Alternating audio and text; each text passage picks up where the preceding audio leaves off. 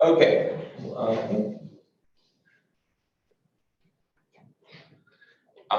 We are delighted to have Paul Egré talking today. Paul is Professor of Philosophy at ENS, and he's also a Senior Researcher at CNRS, the Institute John Co. And today he's going to be talking about certain and uncertain inference with indicative conditionals. Paul, take it away. Thanks so much, Kyle. Thank you so much for having me here in this beautiful auditorium in Noya. I think it's the second time in a little bit over a year, but a year ago I had no idea I would be in Melbourne for real. So I'm very lucky to be here this year to spend a sabbatical at Monash University. And before I start, I would like to acknowledge the grant, which you see here referred to as Plexus, Philosophical, Logical, and Experimental Routes to Substructurality. It's a network coordinated by Pablo Cobreros in Spain at the University of Pamplona, and we are in a network with Monash, Paris, and a number of other institutions. And it's really great to be here. My main host at Monash is David Ripley, we've had some terrific interactions both at Monash and here in Castro. Now, I'm going to talk about conditionals. So it's joint work with Lorenzo Rossi and Jan Sprenger from the University of Turin in Italy. This is in the wake of a series of papers we've produced together on understanding indicative conditionals using a trivalent framework. So that's the sense for those of you who know a little bit about substructural logics, the way in which it sort of links up with these, let's say, non-classical logics quite generally. Okay, so I'm first going to say a few words about trivalence for conditionals, and then I won't sort of spell out the plan now, but I'll go through it as we go along. So basically the goal of our work is to unify the semantics and the epistemology of indicative conditionals as much as possible, but by means of a truth-functional trivalent analysis. And truth-functional could seem to be, doomed for conditionals, but actually we're going to see that trivalence offers more wiggle room than expected. And the leading idea is that the indicative conditional makes like a conditional assertion of the consequent relative to the antecedent. This idea actually dates back to Reichenbach in a book from 1935. It was developed by De Finetti the same year. Both of them were concerned with certain conditional sentences, except one of them had an objective interpretation, the other a subjectivist interpretation. And then the idea sort of reappeared in the 50s and 70s, especially in a paper by Quine. And then Belknap has actually two really interesting papers by almost the same title, by the way, except that one of them is just a commutation of the conjunction of the other. So it took us a long time to realize there were different papers making different proposals. I'll say a word about that. And the idea there is that the conditional takes the truth value of the consequent if the antecedent is true and is going to be indeterminate if the antecedent is false. So we're going to spell that out, but basically the talk is really about exploring applications of that idea for compounds of conditionals to be able to assign coherent probabilistic values to conditionals, avoiding triviality results. There are different kinds. And I would say the main proposal today is really to look at different ways in which, let's say, logical consequence can be defined over these conditional logics. The main idea being that we need to distinguish certain inference from uncertain inference. And again, that will echo, I mean, as you know, the literature on conditionals is so vast that it will certainly, echo other approaches you can think of. I should mention I recently discovered that Simon Goldstein has also worked on conditional assertions in a dynamic approach. I'm not going to talk about that. I know I haven't yet studied the comparisons except for a few bits. So if you guys have some feedback about that, I'd be really glad to hear. Unless Simon is in the audience remotely. Today. Okay. Okay, so let's say a few things about trivalence. So Quine wrote the following: an affirmation of the form if P then Q is commonly felt less as affirmation of a conditional than as a conditional affirmation of the consequent.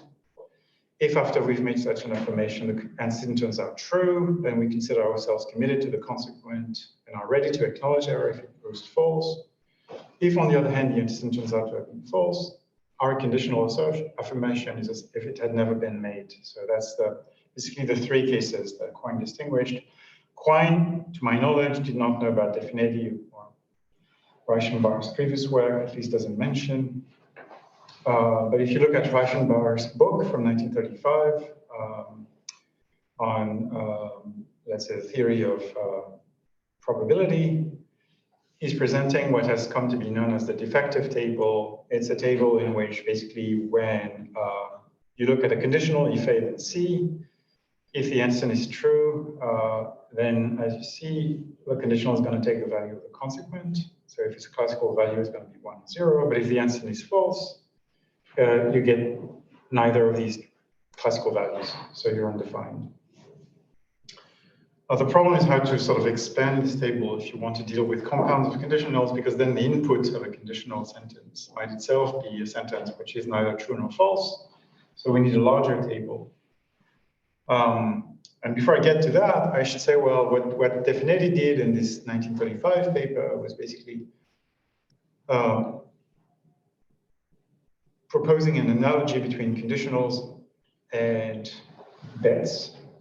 The idea being that a conditional assertion C if A is isomorphic to a conditional bet on the consequent, supposing the antecedent. So in both cases, you make a commitment to the consequent, and this commitment is retracted if the antecedent turns out false.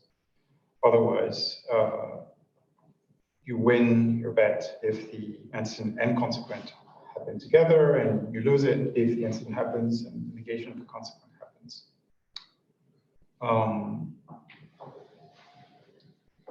Okay. Now, there are some issues. As I said, we need to extend this partial or defective truth table to a full trivalent truth table. And we need also to say something about the interaction of the conditional with other connectives, especially the standard Boolean connectives, negation, disjunction, conjunction. I'm not going to go into anything like a first order logic in this case. I'm going to stick to the propositional case. But then once you have, let's say, a set of connectives and their interpretation, you also need a relation of logical consequence. And basically what I'm going to present is two ways of defining logical consequence. One of them is really suited for a notion of monotonic consequence, let's say deductive monotonic consequence, but it's very non-classical in some ways still, which I'm going to spell out. And the other notion, which we call uncertain inference, is really tailored to something like what Ernest Adams called reasonable inference, which is non-monotonic. And the difference can be thought of as whether you're certain of the premises or not. Okay, so now I'm going first to say something about the framework, so the options for the conditionals. Here you've got two expansions of the defective truth table. On the left-hand side, you've got the Definiti conditional.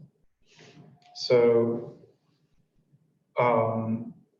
you see exactly what I described, which is that when the antecedent is true, you copy the value of the consequence, so the value undefined will appear.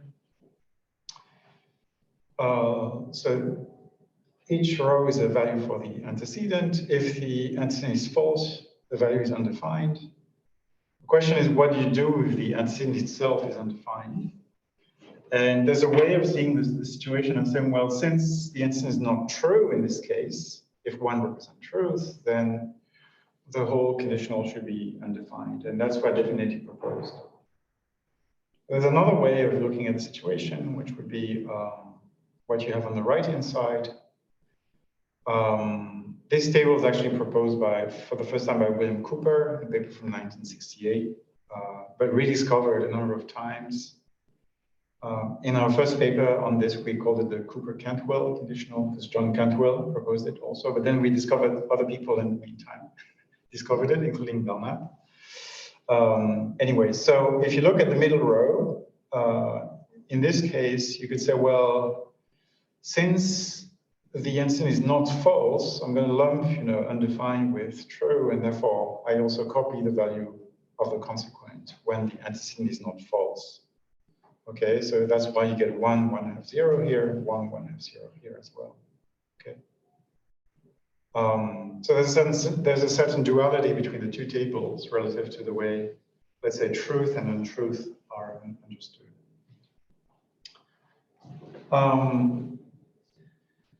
Definitely in the 1935 paper proposed what now we call the Strong-Kleeney connectives.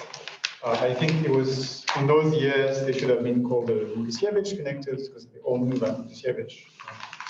Truth table for negation, conjunction, and disjunction. Basically, you see that negation is just a value inverting function on the usual ordering of 0, 1/2, and 1. So this 1/2 is going to be a little confusing later, I'm sorry, when we talk about probability, because I'm sometimes talking about 1/2 probability and sometimes it's the value undefined. Okay, so feel free to ask if it's unclear. And then when you've got a conjunction, you can think of conjunction as the minimum of the truth values, disjunction as the maximum. But there are some problems if you mix these truth tables with the previous tables for the conditional, any of the previous two. I mean, we can look at examples. One example which was discussed by Belknap and Bradley is partitioning sentences. So sentences like, if it's sunny, we'll go to the beach, but if it's not sunny, we'll go to the movie theater. The problem is that, given that one of these conjunctions need to have a false antecedent, the conjunction will always have to be undefined at best. And so you cannot really make these conjunctions true. There are even obvious truths, like if A then A and if not A then not A. Same problem, cannot be true, cannot take the value 1. And then there are more problems, sentences like if A then B or if B then A cannot be false because, again, you have to sort of look through the truth table, but basically, yeah, there's no way of getting to the value 0 in this case. So it has to be true or undefined. And we may want more latitude to think of the truth values of these sentences. So there's a way around it, which, of course, you're going to say it all depends on how you define logical consequence, how these truth tables play out, how these rules for interpreting the connectors play out. But before I get there, I'm sort of putting up front, let's say, the sort of semantics for the connectors that will be the one we work with. After having thought of a number of options, we've adopted what Cooper himself defined as a quasi-conjunction and quasi-disjunction. So these are weird connectives when you look at them. As you see, they always take a classical value when the conjuncts or disjuncts are classical, okay? But if any of the conjuncts or disjuncts is non-classical, but the other one is, then the classical member wins, right? You said that again. Yes, so let me give you an example. So when you see a 1/2 only when the two members of the disjunction or conjunction are 1/2, okay? So it's only undefined when the two members are undefined. But if one of the members is defined, that one member is gonna convey or transmit its value to the compound. Well, it turns out that if you pair these connectives with the previous examples, you're going to get more flexibility. Plus, something shown by Cooper, also discussed by Lloyd Humberstone, he spoke on the connectives, although conjunction and disjunction look weird, and we'll see they're weird in some ways, they retain some like features of classical conjunction and disjunction, like the De Morgan laws and so on. But to explain that, I need to go into a presentation of our first system, our first trivalent logic. So far, I really like cut a long story short, as it were, and I presented which connectives we're going to use. But we need to define the notion of logical consequence. And I want to show you today, I mean, mostly I'm interested in showing some empirical predictions of the account. So we need to choose a trivalent relation of logical consequence, and the options that have been pursued most frequently in the literature are preservation of truth from premises to conclusion. So it could be preservation of value 1, sometimes called strict consequence. Preservation of non-falsity, so you preserve the non-zero values, so you preserve 1 or 1/2, sometimes called tolerant consequence. You may also want to preserve both. If you ask for preservation of both, you're actually asking for the value of the consequent to not be smaller than the smallest value of the antecedent on some, let's say in the simple case where you have a single premise. And then there are more options. Sometimes, I mean, this is where the substructurality comes in, but I'm not going to talk about that today. You could mix also. You could say, well, I never want to go from true premises to a false conclusion, or from non-false premises to a non-true conclusion. Not relevant today. Interestingly, Belknap in his 1973 paper listed all these options and made some interesting comments about them. Okay, so now, if we want to evaluate these consequence relations in the context of deductive reasoning, in our first paper, we entertained 3 criteria. One of them was, well, a conditional, an indicative conditional is a good conditional, at least for non-nested conditionals, if it satisfies modest ponens. Also, if you can validate some laws, like the law of identity. And if you don't have a bad collapse, let's say if A then B doesn't entail if B then A, in all cases, at least. So then what this table shows you is each row is a different logic.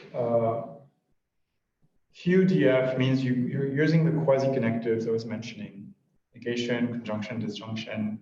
You're using the definite conditional, and then you're pairing that with the notion of preservation of the truth value 1 from premises to conclusions. Same thing with TT, so preserving non-zero values, and then the intersection is here. And below the main line, you've got the Cooper conditional and the same options.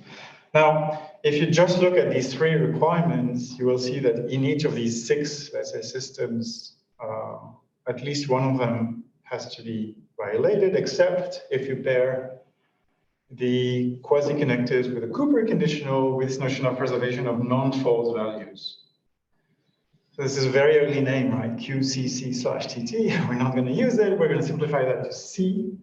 As you see, it matches the ideal case.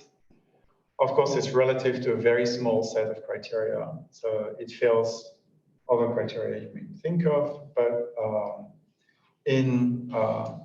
basically, this is going to be our logic for the first part of the talk.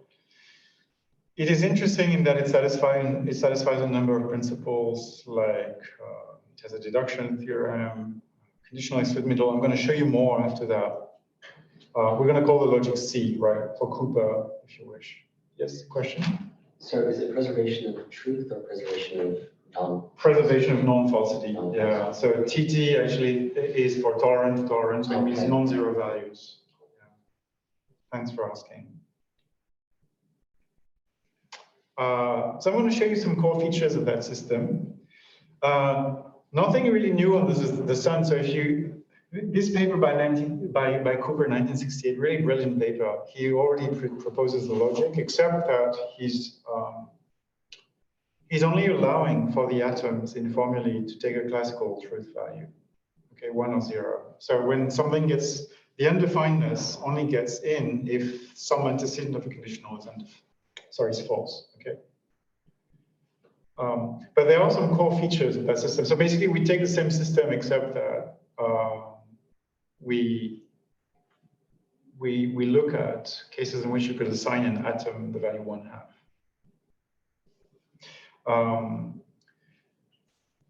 So the first very important feature of the logic is that it satisfies the import-export principles. So in fact, pick the truth table for if A and B then C, and if A then if B then C, they will always produce the same values everywhere. So however you define logical consequence, they're going to be identical truth tables. This is very robust.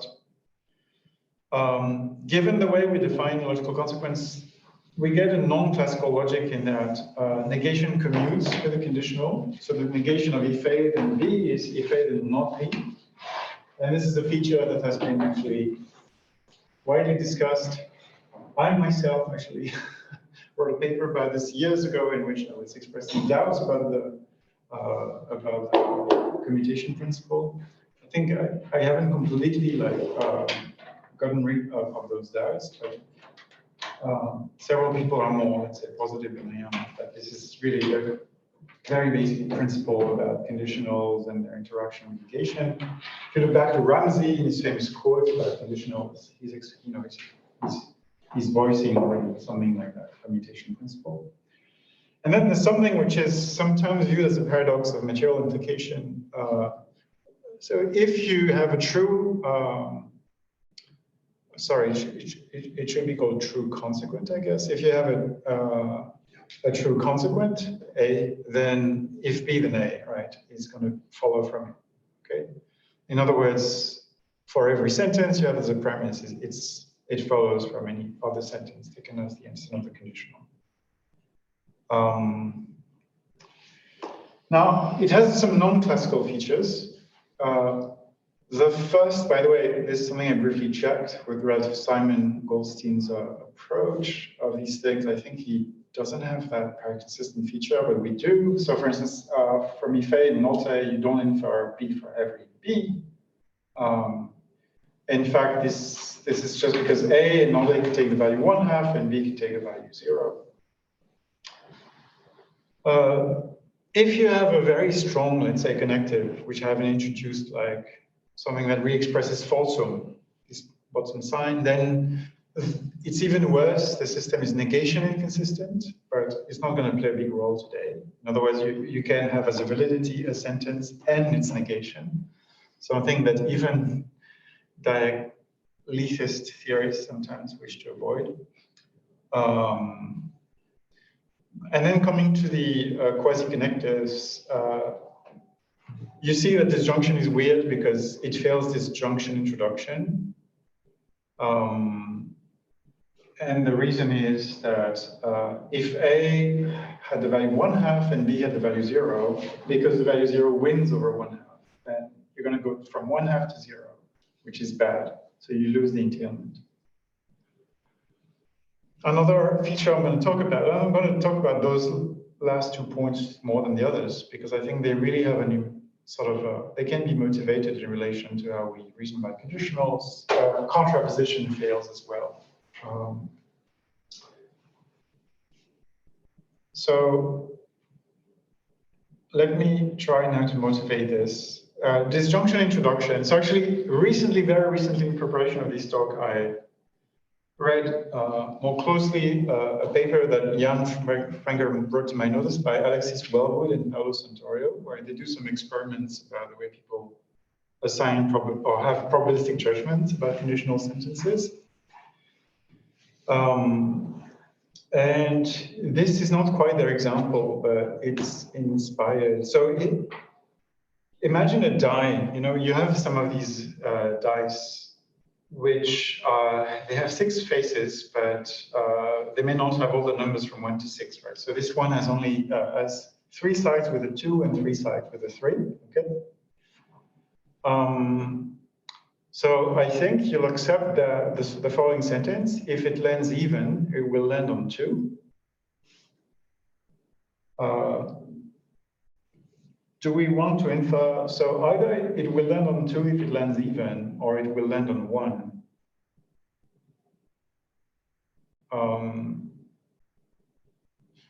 So probably there's a sense in which we may want to accept that, but I think there's also a sense in which we want to resist that conclusion, which is thinking, well, what happens if the first disjunct, is not the case? So it doesn't land on 2. Then the conditional is undefined. We expect then to hear about the rest of the cases, and it seems to misdescribe the other cases. So I'm going to revisit the case later when I talk about probability. So I'm really interested in your judgments about this case, but this is at least one way in which you can justify this failure of disjunction introduction. Okay, so in the paper by Centaur and Wellwood, they talk about failures of ore drop, and that's the sort of similar phenomenon with regard to probabilities. Contraposition, I think this is a clear judgment, for me at least. Consider now a 4-sided die, that exists. It looks like a little pyramid, triangular basis, whose size would be 2, 3, and 2 4s, which are blue each, okay? So I would accept if it's even, if it lands even, then if it's a 4, it's blue.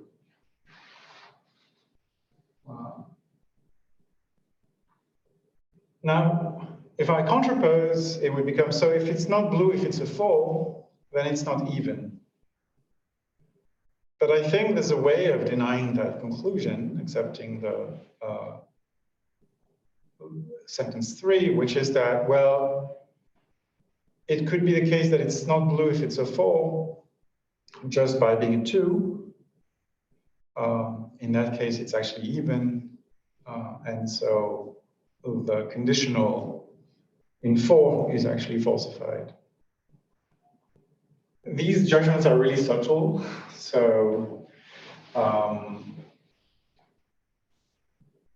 we're going to revisit them with the probabilistic assignments later.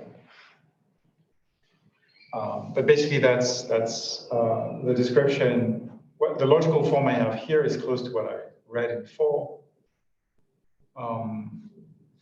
Since negation commutes with the conditional, you may want to read it also as, so if it's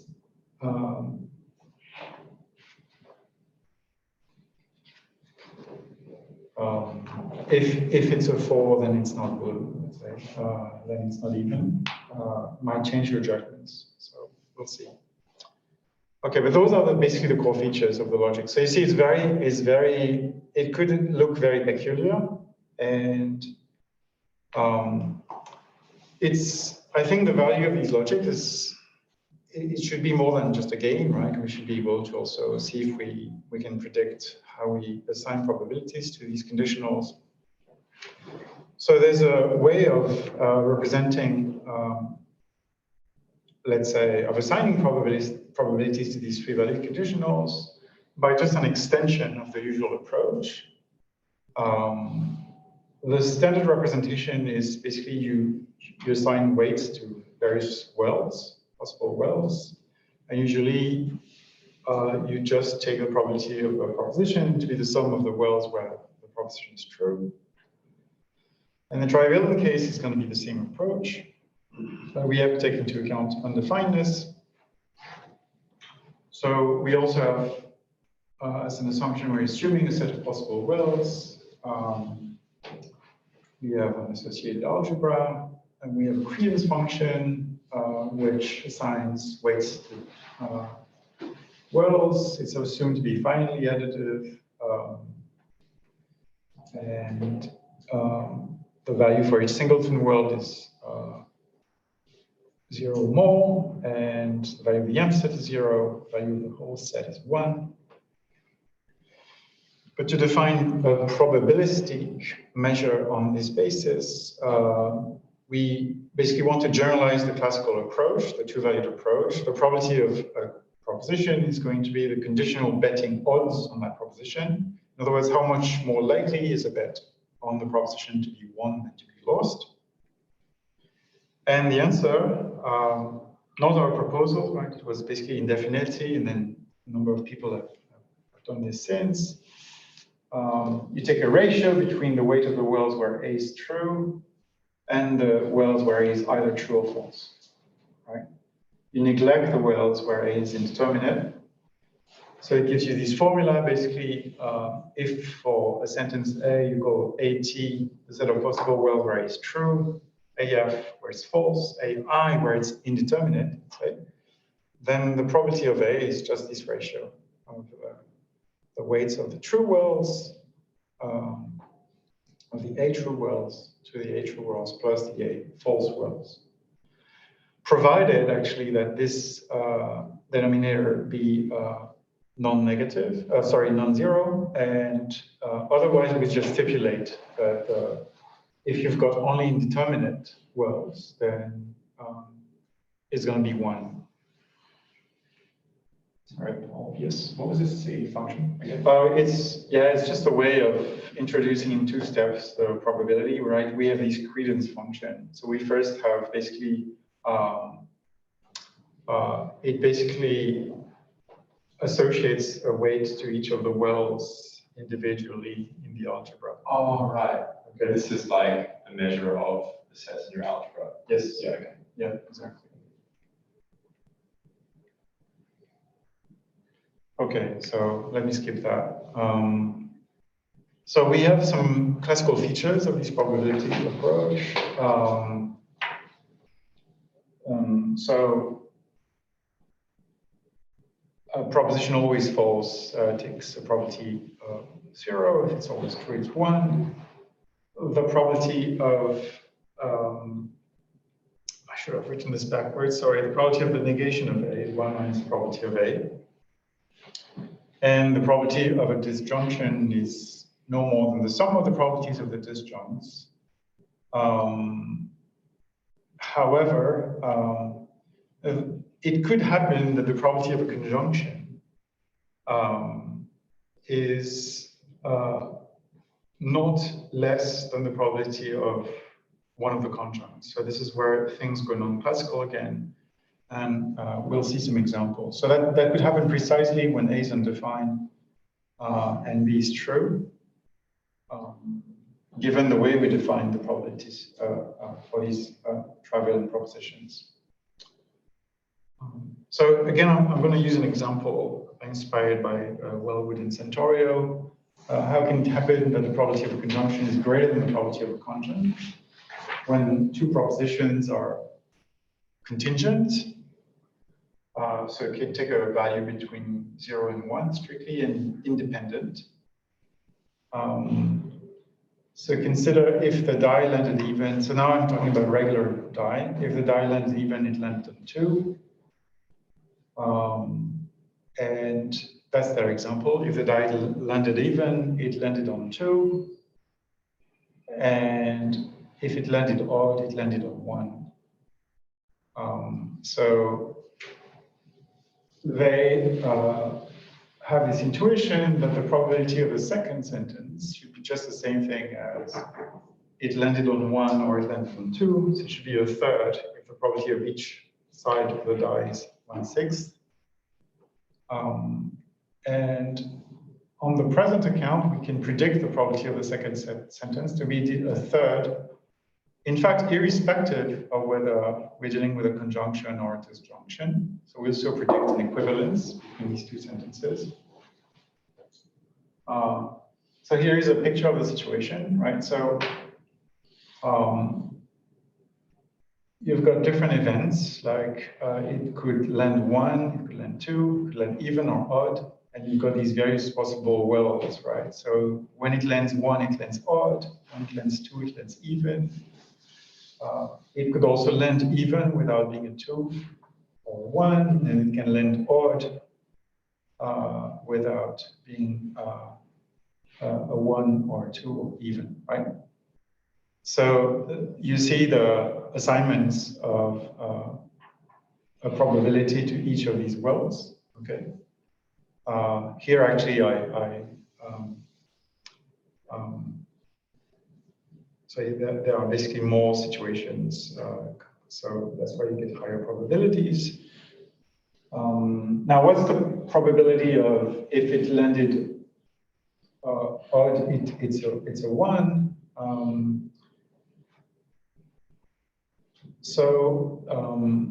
This is where I should have used my undefined sign, right? So here I'm just looking at the truth table. So think the probabilities are only in this column. Here we're looking at truth tables, right? So here you have the value, the truth value 1. There you have the truth value undefined, right? Because the antecedent is undefined.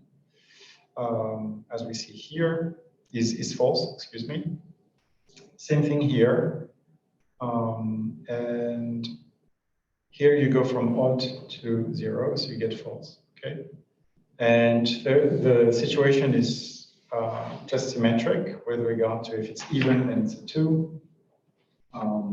You have cases in which it's undefined, cases in which it's true, cases in which it's false. Now, when you do the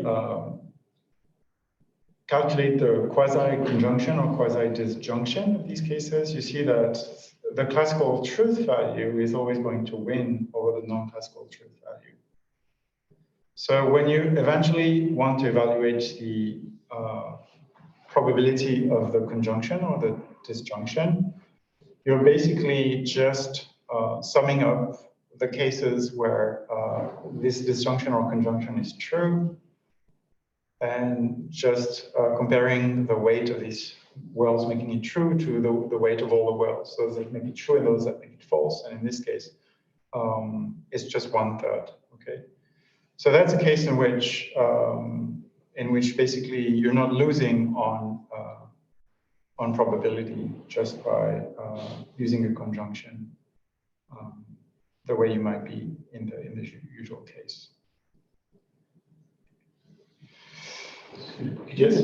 So intuitively, because I had difficulty following that chart, and could you intuitively explain? Yes. So the intuition is that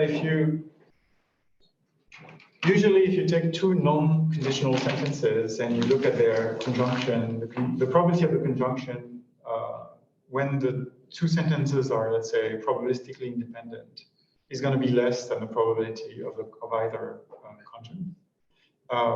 But it's actually a property we do not preserve in this setting, right? It's a sort of non-classical probability calculus.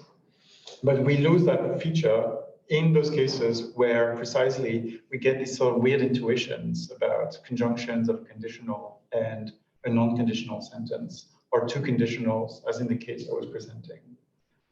So the idea is really to suggest that when you if you want to take these intuitions seriously, for instance, the way Wellwood and Santorio suggest, then what looked maybe like a very odd feature of the logic is actually maybe something worth taking seriously. That's sort of the argument. I hope to give you more examples later. I think press on. How much time do I have left? We start a little later, you probably got about 20 minutes, maybe a little more. Okay, thanks. So don't worry if you didn't get all the details of that example, especially not having a handout. Here is also something which is from the literature, right? That if you have only classically valued sentences A and C, you can derive the so-called Adams thesis, which is that the probability of the conditional is the conditional probability. Based on just that definition we have of the probability of a sentence, which is the measure of the set of worlds where it's true compared to the sum of the worlds where it's true plus the worlds where it's false. So that's basically something you can prove, and that's a sort of independent motivation for the account. Now, the interesting bit is that the trivalent approach is very qualitative, right? It's just dealing with abstract numbers. But when we think of probabilistic judgments, we also have notions of consequence. there's one natural notion of consequence, which is preservation of certainty from premises to conclusions. So take a one premise, one conclusion argument. We're going to say that B is entailed by A. Excuse me. If for all probabilistic functions, if the antecedent is certain, the premise is certain in this case, the conclusion is certain as well. And more generally, if you have a set of multiple premises, you can say that the argument is valid probabilistically if the probability of the conjunction of the sentences in the premise set is forcing the conclusion to take the value 1 when it's itself 1. Okay, so that's really the notion of preservation of certainty. And this notion of preservation of certainty is actually completely equivalent in this case to the qualitative definition of logical consequence. Okay, so preservation of certainty lines up probabilistically with our notion of preservation of non-falsity if we just think in terms of truth values. So let's look back to our examples. I hope it will help. So consider a four-sided die whose sides are, a 2, a 3, and 2 4s. Each of them is blue. First judgment, if it's even, then if it's a 4, it's blue. I think that's going to hold. I think we should have all convergent intuitions that it's true. One way in which it's predicted in the system is remember, we satisfy import expert. So it's the same thing as saying, if it's even and a 4, it's blue. And I think it's clear that, it should get probability 1 in this case. What about, so if it's not blue, if it's a 4, then it's not even. So again, you can sort of build up a truth table for these cases. So you've got the case where it lends 3, or it lends 2, or it lends 4. You've got the different options of being blue or being even. And you've got these various types, let's say, of worlds or sets of worlds. This is a world, for instance, where it lends 3, right? So it's actually not even, it's not blue, it's none of the other options. And given that it's a 4-sided die, the probability is 1/4, okay? Same thing if it lends 2, it's a probability 1/4. And then we have 2 cases in which it can lend a 4. So we have a probability 1/2 for those remaining cases, okay? Now, if you look at the truth table, so it's clear here because I used U for undefined instead of 1/2. The 2 conditionals, the original conditional and the contraposed conditional, get different truth values. For this one, basically, when you're going to calculate the probability of the whole conditional, you can look at just the ratio of the set of worlds where it's true to the ratio where it's either true or false. But there's no set, it comes out false in no world. So it's going to take a probability 1, right? But if you look at this conditional, it is actually true in one case. It is true in the case in which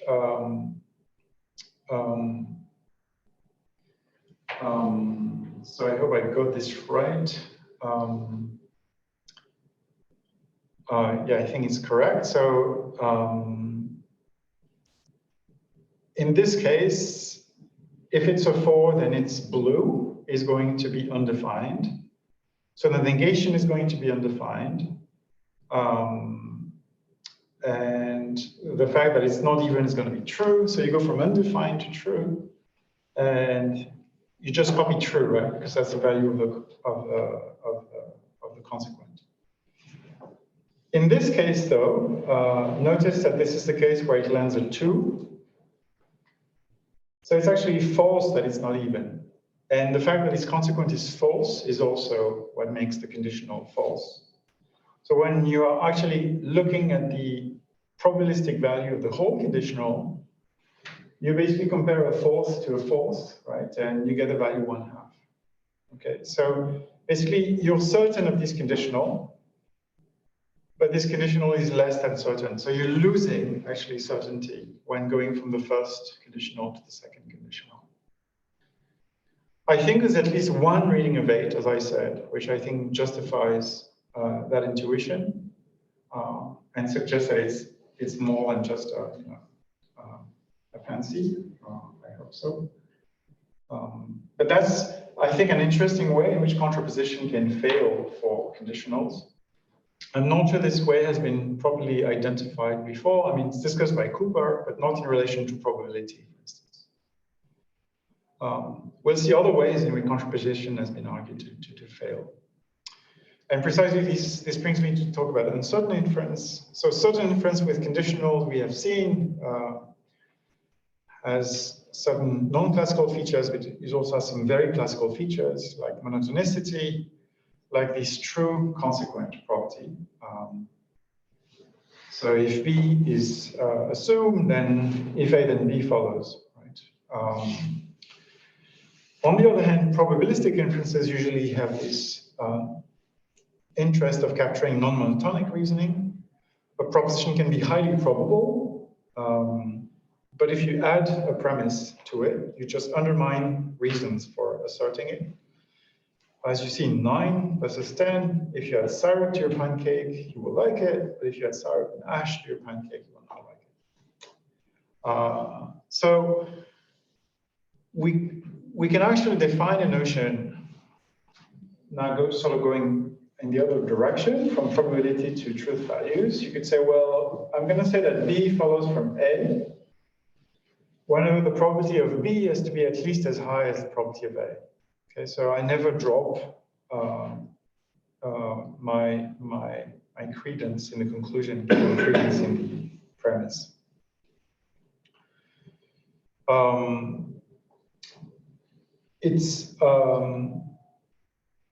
It's actually, sorry, I just put it in the wrong order, but yeah, let me skip this. Yeah, it's in the multi-premise case, we can also define things this way. We can say that if you have a set of premises, this set entails a conclusion C when the probability of their quasi-conjunction is less than the probability of the conclusion. So it's a natural generalization for a finite set of the premises.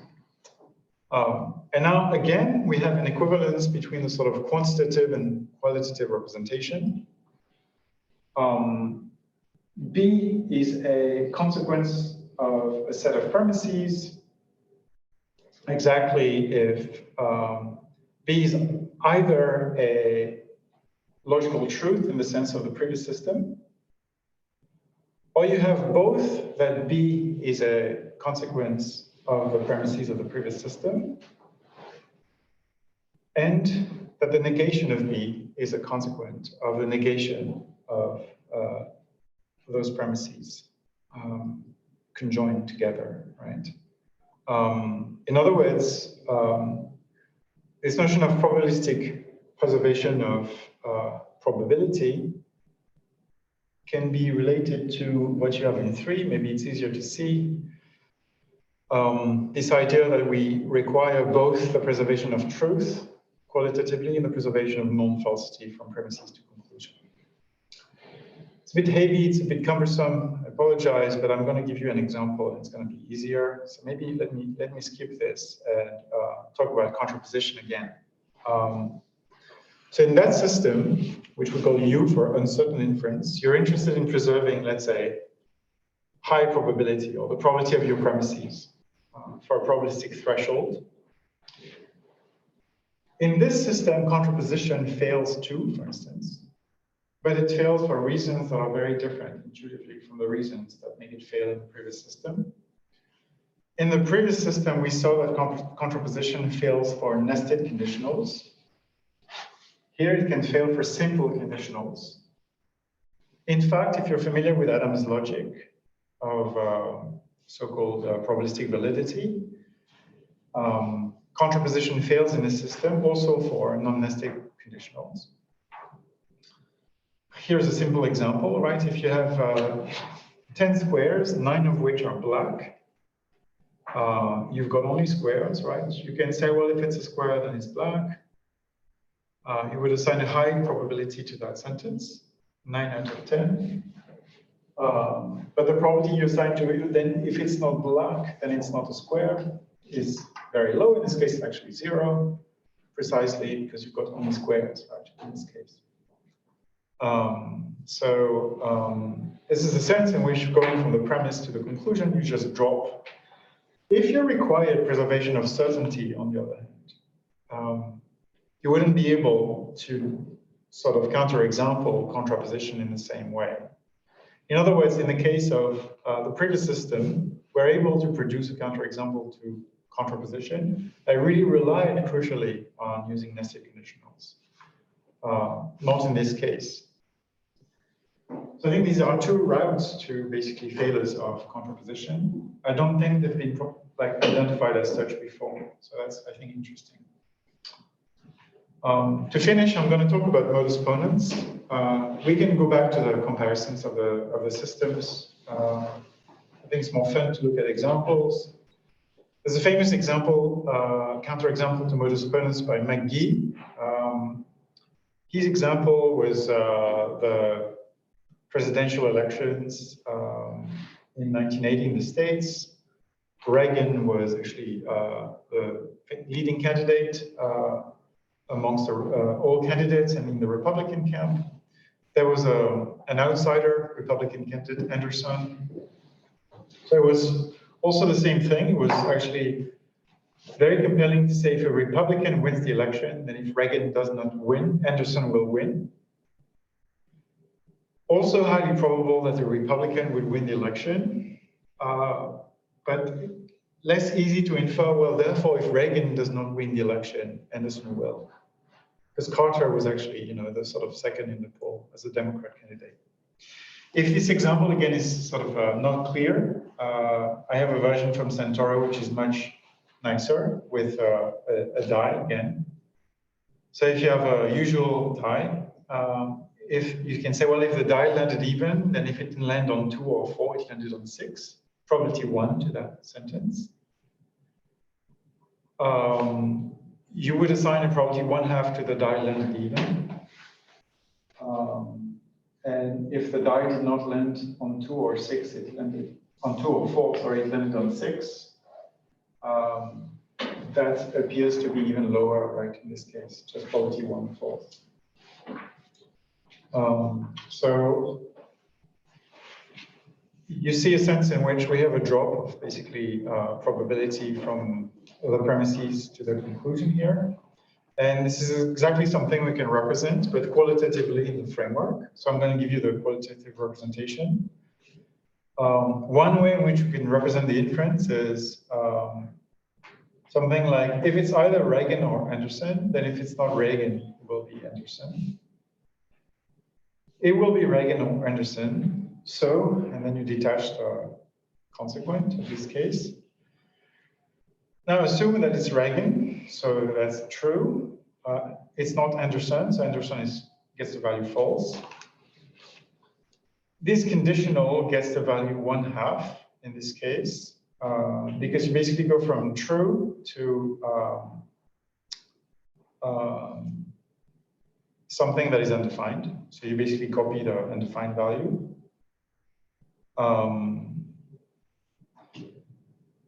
You basically get a counterexample to the inference because you need to take the quasi-conjunction of a true sentence and a sentence which is undefined. And so you thereby go to eventually a sentence which gets the value 1/2. And so you lose basically this feature of preservation of truth in this case, right? So the example trades here on really preserving truth and not just preserving non-falsity. But that exactly parallels the probabilistic judgment we can have. So basically, if you have simple non-nested sentences with modus ponens, the modus ponens can still hold because the probabilistic value you get assigned to the conclusion is well controlled for by the values of the premises, but not so with nested conditionals. I could expatiate upon that. I'm just going to skip that and give you another sort of feature in which the two logics differ. Another inference is or to if. From A or B, you want to infer, you may want to infer if not A, then B. Right? Edgington actually produced a really interesting example against that one. So suppose I'm 90% confident that it's 8 o'clock, then I'm at least as confident that it's 8 or 11 o'clock. That doesn't give me the same confidence that if it's not 8, then it's 11 o'clock, right? Because I might have a prior giving much higher probability to it being 8:30 or 9. So that's in the sense of preserving high probability, we see this or to if inference to be non-valid. If, on the other hand, you require preservation of certainty, then the inference would be valid, right? Because if you're 100% confident that it's either 8 or 11 o'clock, then you should also be 100% confident that if it's not 8, then it's 11 o'clock. Okay, so that's basically a subtle difference between these inferences. Yeah, there are more features. In this logic, for instance, you can define a material conditional, which is also not entailed by the conditional. I can return to that if you want in the Q&A. I think I've spoken too long, so let me end up with some brief comparison with other systems. There have been work on connecting trivalent conditionals and probabilistic conditionals. Adams is the main precursor, but also McDermott, Dubois and Prade. Their systems are very close to our system, except they use the definite conditional for most of them. And if you compare the predictions, for instance, this logic P is Adams' logic. It doesn't handle nested conditionals. So our system U is a system which is very much like the sort of generalization you could get of Adams' logic by allowing nested conditionals. When you see that a schema is basically checked marked with brackets around it, it means it's going to be valid if you restrict yourself to, let's say, sentences, the atoms of which are classical.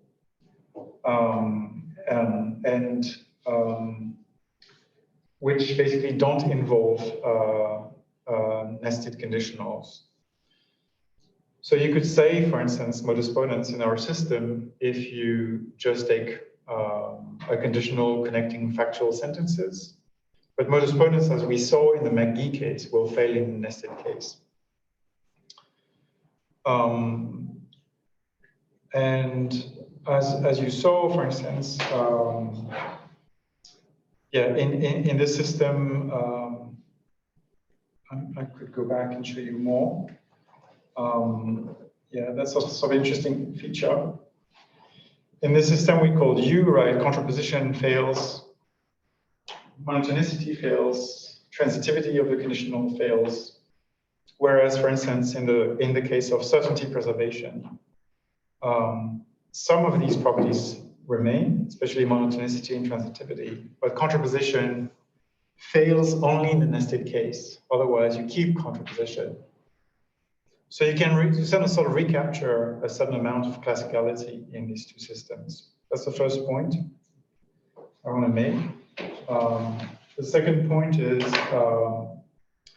we get a parameter, right, in the way we think of conditionals in terms of whether inferences are certainty preserving or, let's say, just high probability preserving. But there are lots of open issues for us.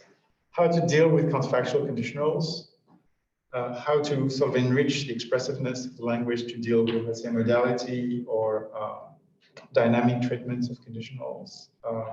We haven't done that. So really, I welcome suggestions and questions on this. Thanks very much for your attention. Thanks very much.